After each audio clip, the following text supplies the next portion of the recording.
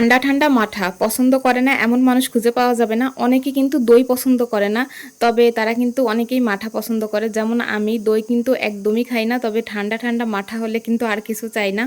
একদম ফ্রেশ দই, মিষ্টি দই দিয়ে কিন্তু আজকে আমি মাঠাটা বানাবো। অনেকে টক দই দিয়ে বানায়, আমার কাছে মনে হয় মিষ্টি দই দিয়ে বানালে এক্সট্রা করে আর চিনি অ্যাড করতে হয় না। তো বড় সাইজের একটা লেবু নিয়ে নিয়েছি, তবে দুঃখের বিষয় লেবুতে কিন্তু বেশি রস নাই, দামও বেশি, আবার মানও ভালো না। তো যাই হোক, লেবুটা কিন্তু পুরোটাই লাগবে। আর সাথে বড় এক টুকরা বরফ নিছি, যেহেতু ঠান্ডা ঠান্ডা মাঠা, বরফ ছাড়া তো অসম্ভব।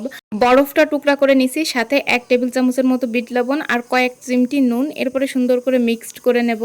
এটা কিন্তু হাতেই করা যায়, তবে অনেক বেশি সময় লাগবে, এজন্য ব্লেন্ডারে দিয়ে দিলাম। আর সাথে পর্যাপ্ত পরিমাণে পানি, যতটুকু দই দেবেন আপনার আন্দাজ মতো করে, যেরকম খেতে চান সেভাবে পানি দিয়ে নেবেন। আর এই যে সুন্দর করে মিক্সড করে নিলাম।